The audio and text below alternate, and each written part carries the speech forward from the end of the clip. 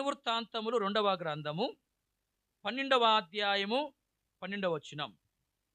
దినవృత్తాంతములు 2వ గ్రంథము 12వ అధ్యాయం 12వ వచనం. అతడు తన్ను తాను తగ్గించుకొనినందున యెహోవా అతని బొత్తిగా నిర్మూలన చేయక యోదావారు కొంత మట్టుకు మంచితనం అనుసరించుట చూచి తన కోపం అతని మీద నుండి త్రిప్పుకొనెను. ఈ వచనములో యోదావారు అనే మాట వ్రాయబడి ఉంది. ఏ మాట ఉంది ఇక్కడ? యోదావారు. చూడండి, ఇక్కడ యోదావారు కలిగి ఉన్న ఒక అనుభవాన్ని మనం చూస్తూ ఉంటున్నాం. వారు కలిగి ఉన్న అనుభవం ఏంటంటే, ఇక్కడ రాయబడింది, యోదావారు కొంత మట్టుకు మంచితనమును అనుసరిస్తూ వచ్చారు అని చెప్పి రాయబడింది. పూర్తి మంచితనాన్ని అనుసరించలేదు వాళ్ళు, కొంత మట్టుకు మంచితనాన్ని వాళ్ళు అనుసరించారు. కొంత మట్టుకు మంచితనాన్ని వారు అనుసరించడం ద్వారా దేవుని యొక్క కోపము మరి ఏమైందంటే త్రిప్పబడతా వచ్చింది. రాజు మీద దేవుని యొక్క కోపం అనేది వచ్చినట్లుగా మనం చూడవచ్చు. అంటే రెహబాము రాజుపై దేవుడు కోపపడతా వచ్చాడు. అలాగే ప్రజల మీద కూడా దేవుని యొక్క కోపం వచ్చింది. వారి మీదకి వచ్చిన కోపం ఏం చేయబడిందంటే వారి మీద నుండి త్రిప్పబడింది. అంటే వారి మీద ఉన్న దేవుని కోపము తొలగిపోతా వచ్చింది. దేన్ని బట్టి? యోదావారు కొంత మట్టుకు మంచితనాన్ని అనుసరించడం బట్టి. ఇలా చూడండి, కొంత మట్టుకు మంచితనాన్ని అనుసరిస్తేనే ఇక్కడ వారికి మేలు కలిగింది. మరి పూర్తి మంచితనాన్ని కలిగి ఉంటే ఇంకా అధికమైనటువంటి మేలు అనేది ప్రభు ద్వారా కలుగుతుంది. ఇలారా గమనించండి, యోదావారు ఇక్కడ కలిగి ఉన్న అనుభవం ఏంటంటే కొంత మట్టుకు మంచితనాన్ని అనుసరించిన వారుగా ఉన్నారు. అలాగే మనం కూడా మంచితనాన్ని అనుసరించే వారంగా ఉండాలి. అంటే మంచితనాన్ని కలిగి జీవించాలి. ఈరోజు కొంత మంచితనము కలిగి జీవించేది నేర్చుకోవాలి. అలాగున ప్రతిదినము కొంత మంచితనము కలిగి జీవించేది నేర్చుకోవాలి. ఆ రీతిగా మరి మన జీవితంలో మరి దినాలు గడిచే కొలది మనము అధికమైనటువంటి మంచితనమును కలిగినటువంటి వారంగా జీవిస్తూ మరి సంపూర్ణమైన మంచితనము కలిగినటువంటి వారంగా మనము చేయబడాలి. అలాగున మన జీవితంలో మరి మంచితనము కలిగి ముందుకు సాగే వారంగా ఉండాలి. ప్రియులారా, మనలో మంచితనం అనేది ఉందా? ఒక్కసారి మనము మన జీవితాన్ని పరిశీలన చేసుకోవాలి. పరిశుద్ధ గ్రంథములో మనం గమనించవచ్చు, యెహోషువ గ్రంథములో 23వ అధ్యాయం 14వ వచనములో దేవుని యొక్క మాటలు మరి మంచి మాటలు అని చెప్పి వ్రాయబడి ఉంది. దేవుని మాటలు ఎలాంటివి చెప్పండి? మంచి మాటలు. దేవుని యొక్క మాటలు మంచి మాటలు. ప్రియులారా, మన మాటలు కూడా ఎలా ఉండాలంటే మంచి మాటలుగా ఉండాలి. మన మాటలు కూడా ఎట్లా ఉండాలి? మంచి మాటలుగా ఉండాలి. మనము చెడ్డ మాటలు పలికే వారంగా ఉండకూడదు. మనము మంచి మాటలు పలికే వారంగా ఉండాలి. మనము మంచి మాటలు పలికే వారంగా ఉంటే మన మాటల ద్వారా ఇతరులకు మంచి జరుగుతుంది. పరిశుద్ధ గ్రంథములో రాజుల 2వ గ్రంథము 5వ అధ్యాయములో ఇశ్రాయేలు దేశపు చిన్నదాని గురించి రాయబడింది. ఆమె కొన్ని మాటలు చెప్తూ వచ్చింది. షోమ్రోన్లో దైవజనుడు ఉన్నాడు, అతని దగ్గరికి పోతే నయమానుకున్న కుష్ఠరోగం తొలగిపోతుందనే విషయాన్ని ఆ ఇశ్రాయేలు దేశపు చిన్నది చెప్పింది. ఆమె నయమాను ఇంట్లో మరి పనిచేసే పనిపిల్ల. ఆమె మరి కొన్ని మంచి మాటలు చెప్తా వచ్చింది. ఆమె చెప్పినటువంటి మాటలను బట్టి నయమాను మరి ఎలీషా దగ్గరికి పోయాడు. పోయినప్పుడు కొన్ని విషయాలు అక్కడ జరిగినాయి. చివరికి మరి ఆ యొక్క నయమాను మరి కుష్ఠరోగాన్ని పోగొట్టుకుని స్వస్థతను పొందుతా వచ్చాడు. అంటే ఇక్కడ గమనించండి, ఈ ఇశ్రాయేలు దేశపు చిన్నది చెప్పినటువంటి మాటలు నయమానికెంతో మంచి చేసినవిగా ఉన్నాయి.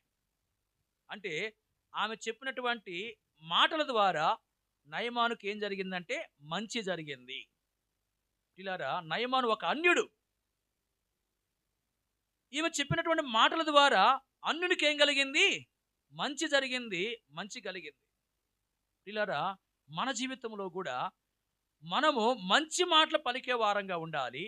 మన మాటల ద్వారా మరి అన్యులు దేవుణ్ణి ఎరగిన వారు మేలు పొందాలి. మన మాటల ద్వారా వారికి మంచి జరగాలి. ప్రియులారా, మన మాటల ద్వారా ఎవరికైనా మంచి జరుగుతుందా? ఒక్కసారి మన జీవితాన్ని మనము పరిశీలన చేసుకోవాలి. అలాగే వాక్యంలో మనం గమనించవచ్చు, యోహాను సువార్తలో 10వ అధ్యాయము 32వ వచనములో యేసుక్రీస్తు ప్రభు యొక్క క్రియలు మంచి క్రియలుగా ఉన్నట్లు రాయబడింది. యేసు ప్రభు యొక్క క్రియలు అలాంటివి మంచి క్రియలు. పిల్లలు గమనించండి, మరి యేసు ప్రభు మంచి క్రియలు చేసిన వాడుగా ఉన్నాడు. మన క్రియలు కూడా ఎట్లా ఉండాలి? మంచి క్రియలుగా ఉండాలి. పిల్లరా, మన క్రియలు కూడా మంచి క్రియలుగా ఉండాలి. వాక్యం మనం చూడవచ్చు, మరి అబ్రహాము మంచి కార్యాన్ని చేసిన వాడుగా ఉన్నాడు. ఎప్పుడు అంటే ఆది కాండము 18వ అధ్యాయంలో సొదొమ గొమొర పట్టణాలను దేవుడు నాశనం చేయక మునుపు ఆ విషయాన్ని అబ్రహాముతో దేవుడు చెప్పాడు. చెప్పినప్పుడు అబ్రహాం ఏం చేశాడంటే దేవుని యొక్క సన్నిధిలో నిలవబడి ప్రార్థిస్తా వచ్చాడు. అబ్రహాం చేసిన మంచి కార్యం ఏంటంటే ప్రార్థన చేయడం. ప్రభువా, నాశనం చేయొద్దయ్యా, నాశనం చేయొద్దయ్యా అని చెప్పి దేవుణ్ణి ఎంతో మరి తగ్గించుకుని వేడుకుంటా వచ్చాడు. ఆ విధంగా దేవునికి తాను ప్రార్థించాడు అంటే ఒక మంచి కార్యం చేసిన వాడుగా ఉన్నాడు. వాక్యంలో కూడా ఉంది కదా, మరి ప్రార్థన చేయడము మంచిది అని.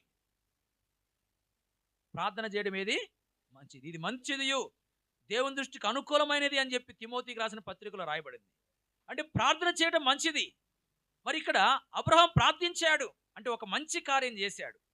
మంచి కార్యము తాను చేయటం ద్వారా, అంటే ప్రార్థన చేయటం ద్వారా ఏం జరిగింది అంటే దేవుడు అబ్రహామును జ్ఞాపకం చేసుకుని నాశనం మధ్యలో లోతు నశించకుండా మరి లోతును దేవుడు తప్పించినట్లుగా వాక్యంలో రాయబడింది.